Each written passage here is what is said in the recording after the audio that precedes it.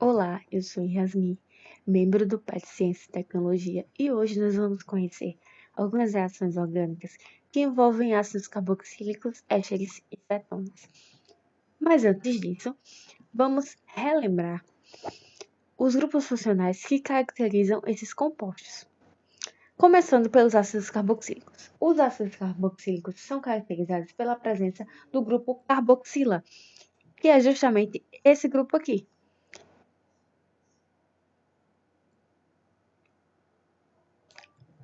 Enquanto que as cetonas, elas são caracterizadas pela presença do grupo carbonila, onde o carbono desse grupo carbonila seria esse aqui, e o carbono desse grupo é um carbono secundário, ou seja, ele está ligado a dois outros átomos de carbono. Essa característica é muito importante, o fato do carbono ter que ser secundário, porque quando ele é, por exemplo, primário, não trata-se mais de uma cetona, e sim de um aldeído. Portanto, nós devemos prestar atenção nesse detalhe. Quanto aos ésteres, nós podemos observar que eles são muito parecidos, sua estrutura é muito parecida com os ácidos carboxílicos.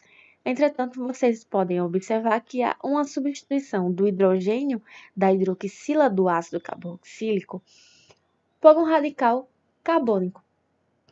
E essa é a característica do éster. E também é uma característica que implica no fato de que eu posso obter esse éster a partir de um ácido carboxílico, mas isso nós veremos mais à frente. Vamos começar com a reação de desidratação dos ácidos carboxílicos. Nessa reação, os ácidos sofrem uma desidratação dita intermolecular, na qual uma molécula do ácido reage com outra molécula do ácido sem ocorrer uma interferência externa. Essa reação, ela produz anidridos de ácidos carboxílicos e há a liberação de uma molécula de água. A eliminação de uma molécula de água. Justamente por ocorrer essa eliminação e a molécula de água ser formada a partir de, digamos, fragmentos desses ácidos, essa reação é dita uma reação de eliminação. Mas vamos ver um exemplo. Aqui nós temos a molécula do ácido etanóico ou ácido acético. Então, eu vou ter uma reação de desidratação entre essas duas moléculas. Ocorre a formação de uma molécula de água a partir de uma hidroxila, que é liberada de um ácido, e do grupo OH+, liberado do outro ácido. Então, ocorre a formação de uma molécula de água. Um dos carbonos liga-se ao oxigênio e ocorre a formação do anidrido. Nesse caso, eu vou ter o anidrido etanóico. Perceba que o nome do anidrido ele é derivado do ácido que o formou, depende do ácido que o formou. Então, se eu tenho uma reação entre ácidos etanóicos, eu vou ter a formação do anidrido etanóico. Se eu tenho uma reação entre ácidos propanóicos, eu vou ter a formação do anidrido propanóico. E assim sucessivamente. Mas, nessa mistura reacional, eu posso ter mais de um tipo de ácido carboxílico. Por exemplo, como no exemplo que eu trouxe, eu tenho nessa mistura o ácido etanóico, que foi o que nós vimos no exemplo passado, que é o composto 1, e o ácido metil propanóico, que é o composto 2. Quando ocorre a reação de desidratação nesse meio, nessa mistura, eu vou ter a formação de 3 tipos diferentes de anidridos. O primeiro vai ser o resultado da reação de desidratação do composto 1, que é o ácido etanóico. Então, eu vou ter a formação, como no exemplo anterior, do anidrido etanóico, que é o composto 3. Também ocorre a formação de um segundo anidrido. Esse já vai ser resultado da reação entre o anidrido etanóico e o anidrido metilpropanoico. Então, eu vou ter a formação do anidrido etanóico e metilpropanoico. Desculpe, dos ácidos, né? Depois, que seria esse composto 4. Vai ocorrer também a formação do anidrido metilpropanoico. E este vai ser resultado da reação de desidratação entre as moléculas do ácido metilpropanoico, que seria esse composto 5. E ocorre aqui a eliminação de uma molécula de água. Esses ácidos carboxílicos, eles também podem sofrer reação de redução. Na reação de redução, ela é um pouco importante relembrar que, quando a gente fala de reações de redução e oxidação envolvendo compostos orgânicos, a mudança que nós vamos observar é na quantidade de ligações que o carbono em questão faz com elementos mais eletronegativos que ele. Por exemplo, quando ocorre uma reação de redução, determinado carbono tem suas ligações com um elemento mais eletronegativo que ele substituída por ligações com um elemento menos eletronegativo que ele, certo? No caso da oxidação, vai acontecer o contrário. Eu vou ter a substituição de ligações com um elemento menos eletronegativo que ele por ligações com um elemento mais eletronegativo que ele. Geralmente, esse elemento mais eletronegativo que o carbono é o oxigênio e o elemento menos eletronegativo é o hidrogênio.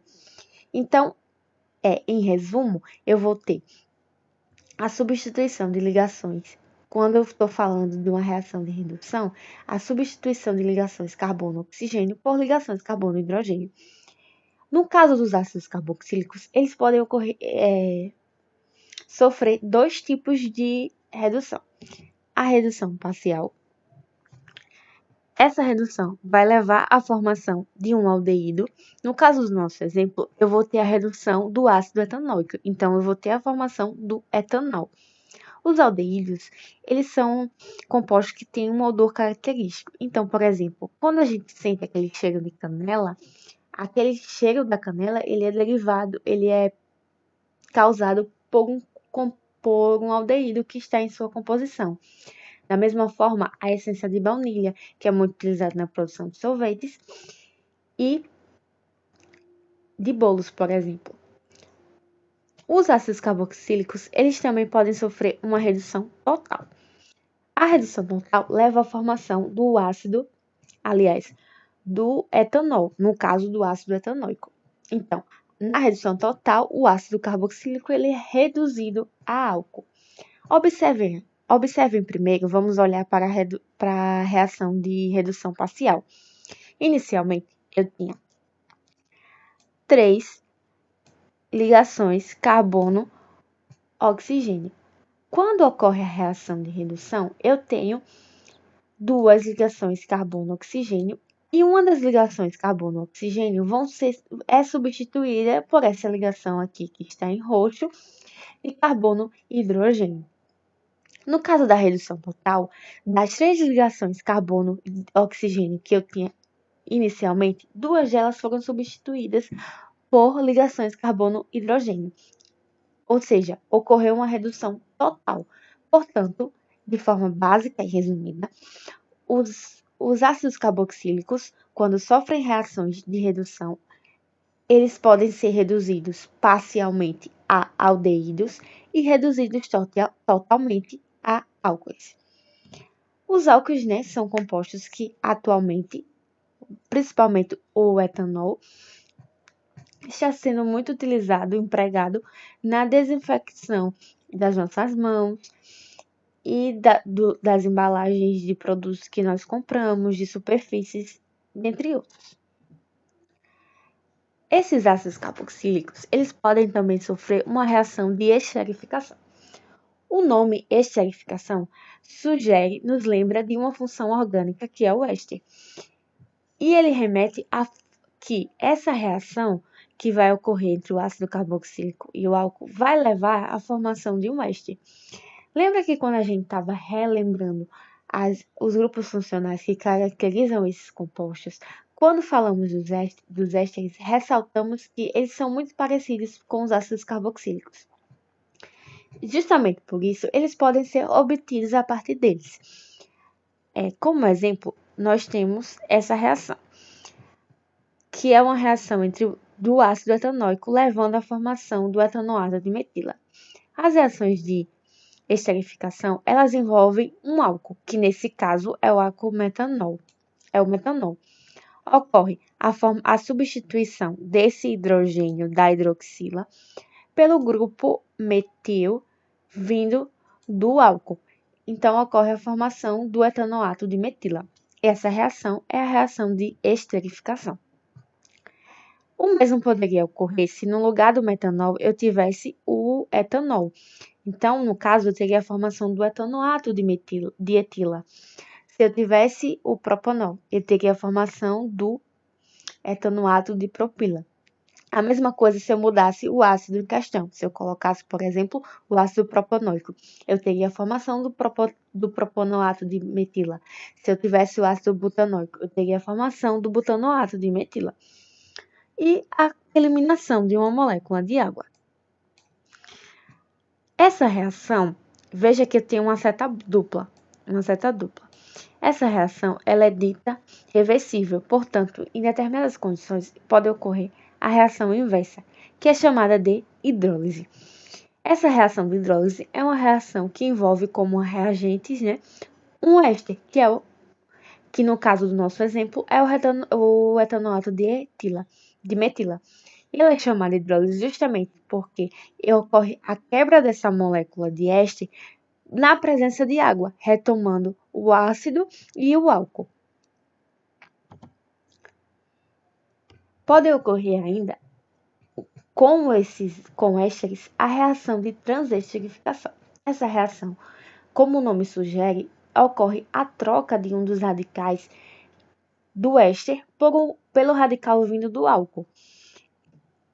Como no exemplo, a gente tem o triglicerídeo, que é o principal componente de óleos e gorduras, reagindo com o metanol.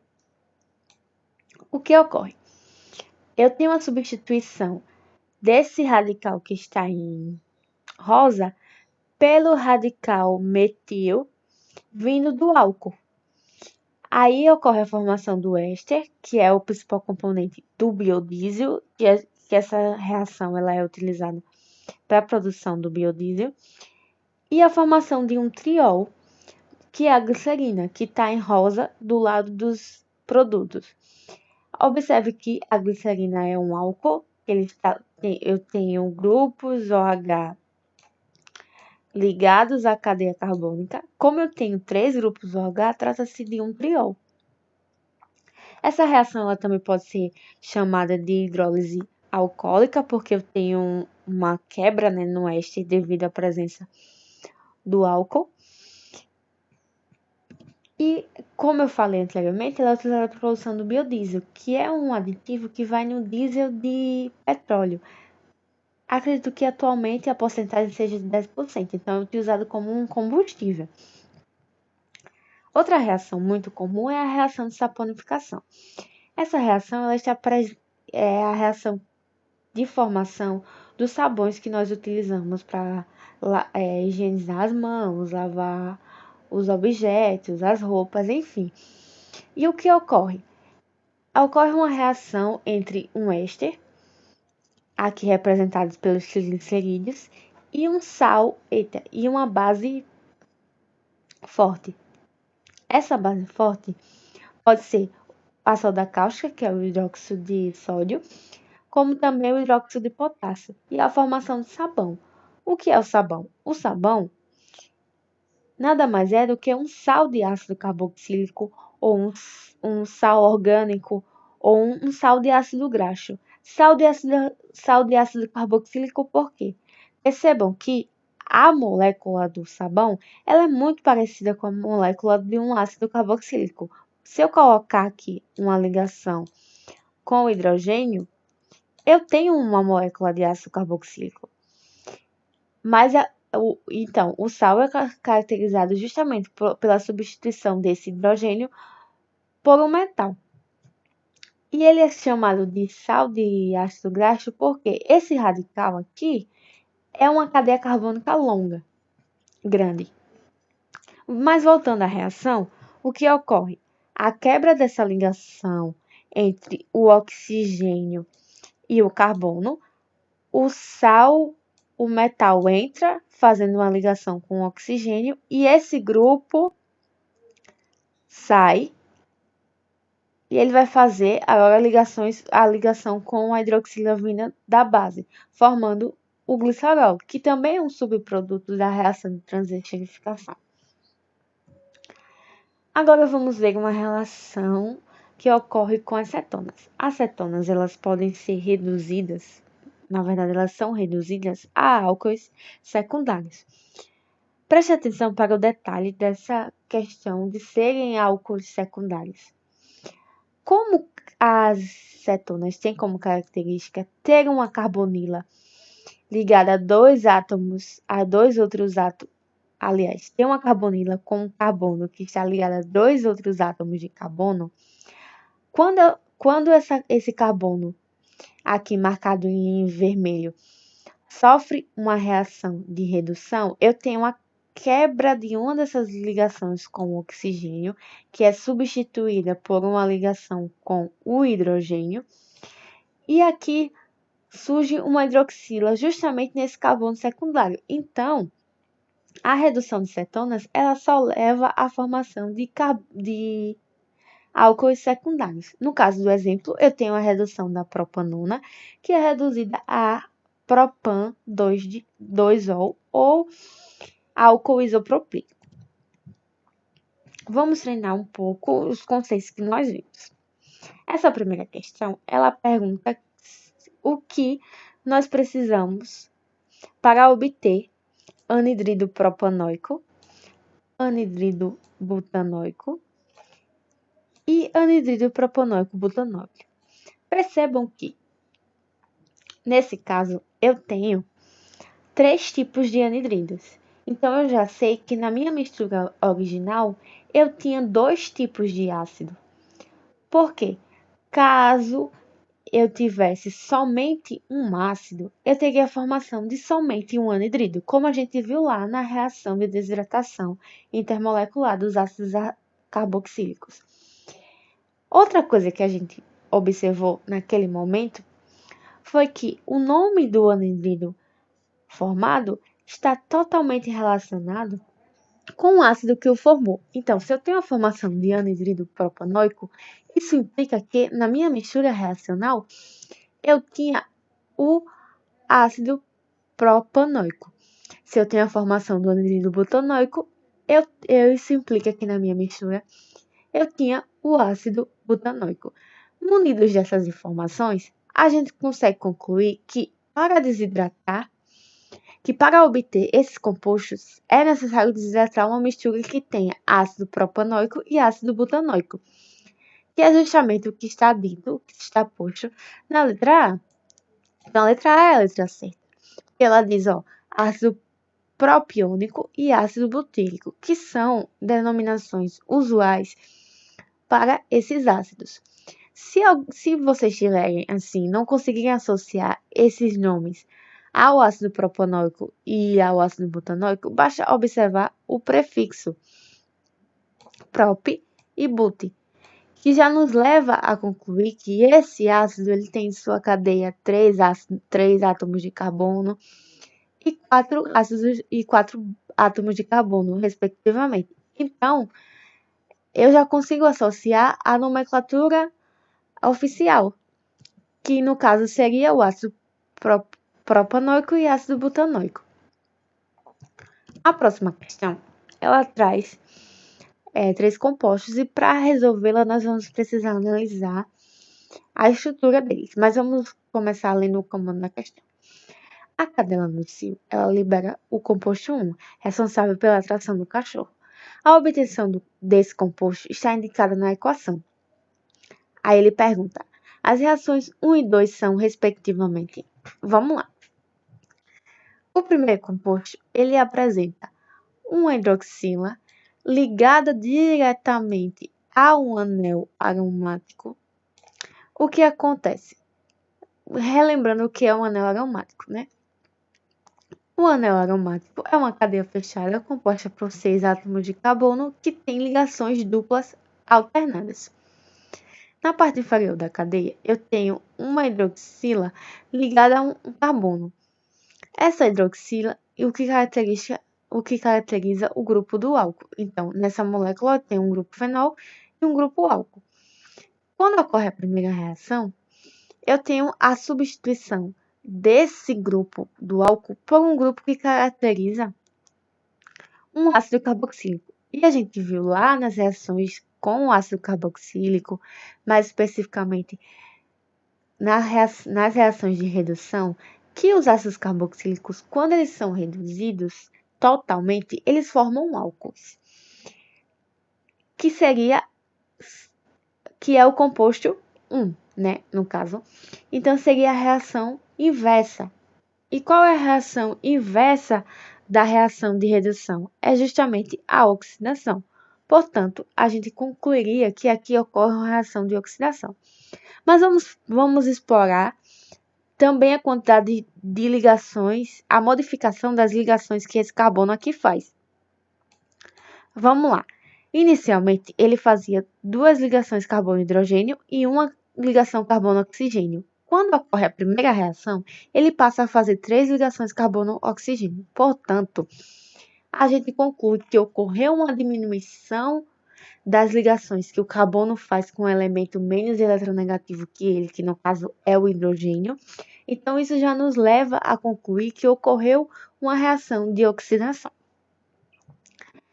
Já para a segunda reação, a gente observa que eu fui de um ácido carboxílico, esse grupo que está grifado, marcado em verde e azul, para um éster, grupo marcado em rosa.